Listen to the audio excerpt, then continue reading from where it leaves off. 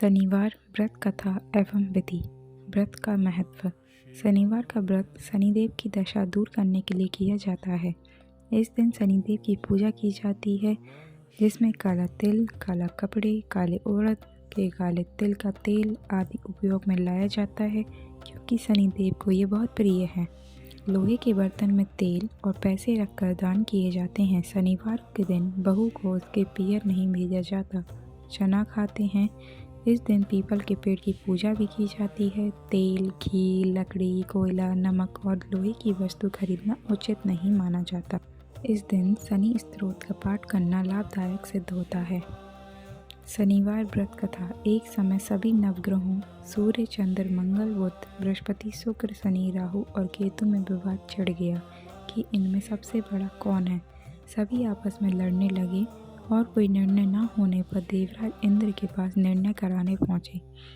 इंद्र इससे घबरा गए और इस निर्णय को देने में अपनी असमर्थता जताई, परंतु उन्होंने कहा कि इस समय पृथ्वी पर राजा विक्रमादित्य के जो ही अति न्यायप्रिय हैं, वह ही इसका निर्णय कर सकते हैं। सभी ग्रह एक साथ राजा विक्रमादित्य के पास पहुंचे और अपना विवाद बताया, साथ ही निर्णय के लिए कहा। राजा इस समस्या से उचित चिंतित हो उठे, क्योंकि वे जानते थे कि जिस किसी को भी छोटा बताया वही कुपित हो उठेगा।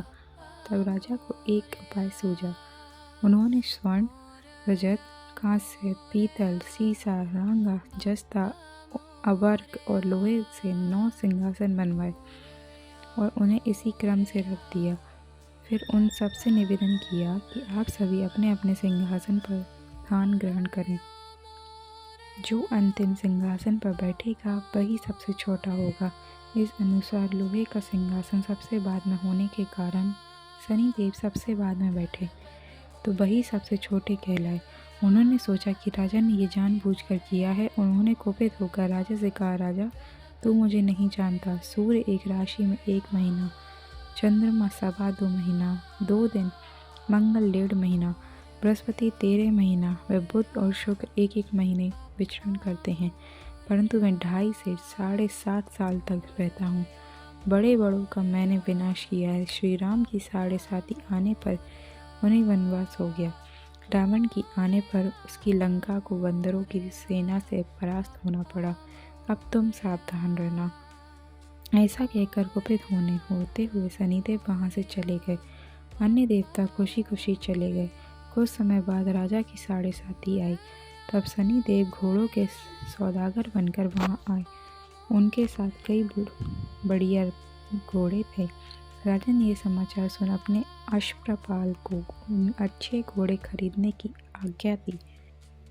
उसने कई अच्छे घोड़े खरीदे। वह एक सर्वोत्तम घोड़े को राजा को सवारी हेतु दिया।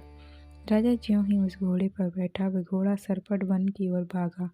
भीषण वन में पहुंचा, वह अंतर्ध्यान हो गया और राजा भूखा प्यासा भटकता रहा। तब एक ग्वाले ने उसे पानी पिलाया। राजा ने प्रसन्न होकर उसे अपनी अंगूठी दी। वह अंगूठी देखकर राजा नगर को चल दिया और वहां अपना नाम उज्जैन निवासी बीका बताया। वहां एक सेठ की दुकान में उसने जल इत्यादि पिया और कुछ विश्राम भी किया। भाग्यवश उस दिन सेठ की बड़ी बिक्री हुई। सेठ उसे खाना इत्यादि कराने खुश होकर अपने साथ घर ले गया।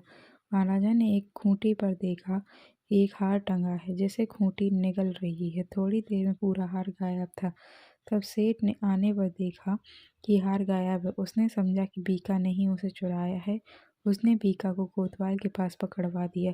फिर वहां के राजा ने भी उसे चोर समझकर हाथ पैर कटवा दिए। यह चौरंगिया बन गया और नगर के बाहर फेंकवा दिया। वहां से एक तेली निकल रहा था, जिसे दया आई और उसने बीका को अपनी गाड़ी में बिठा लिया। बीका अपनी आवाज देकर बैलों को हाँकता रहता। उस काल राजा की शनि दशा समाप्त हो गई।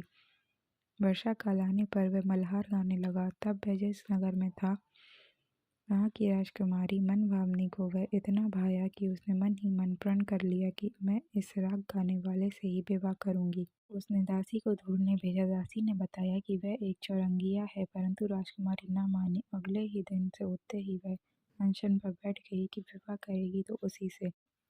उसे बहुत समझाने पर भी जब वह न मानी तो राजा ने उस तेली को बुला भेजा और विवाह की तैयारी करने को कहा। फिर उसका विवाह राजकुमारी से हो गया। तब एक दिन सोते हुए स्वप्न में शनिदेव ने राजा से कहा, राजन, देखो तुमने मुझे छोटा बताकर कितना दुख झेला। तब राजा ने उनसे क्षमा मांगी और प्रार्थना की कि शनिदेव, जैसा दुख मुझे दिया है किसी और को ना दें। शनिदेव मान गए। वो कहा, जो मेरी कथा और व्रत कहेगा उसे मेरी दशा में कोई दुख ना होगा। जो नित्य मेरा ध्यान करेगा और चींटियों को आटा डालेगा उसके सारे मनोरथ पूर्ण होंगे। साथ ही राजा को हाथ पैर भी वापस दिए।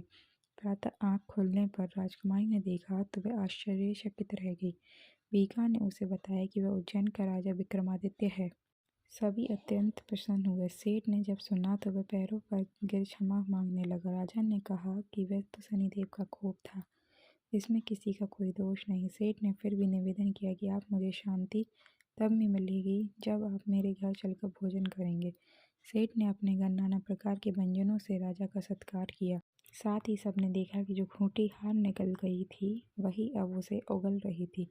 सेठ ने उनके मोहरे देखकर राजा का धन्यवाद किया और अपनी कन्या को श्री कुमारी से पानी ग्रहण का निवेदन किया। राजा ने शर्त स्वीकार कर लिया। कुछ समय पश्चात राजा अपनी दोनों रानियां मनभावनी और श्री कुमारी को सभी उपहार सहित लेकर उज्जैन नगरी को चले। वहां पुरवासियों ने सीमा पर ही उनका स्वागत किया। सारे नगर में दीपमाला हुई। वह सबने खुशी मनाई। राजा ने घोषणा की कि मैंने शनिदेव को सबसे छोटा बताया था, जबकि असल में वही सर्वोपरि है। सबसे राज्य में शनिदेव की पूजा और कथा नियमित होने लगी। सारी प्रजा ने बहुत समय खुशी और आनंद के साथ बिताया। जो कोई शनिदेव की इस कथा को सुनता या पढ़ता है उसके सारे दुख दूर हो जाते हैं। व्रत के दिन इस कथा को अवश्य पढ़ना चाहिए। बोलो शनिदेव भगवान की जय।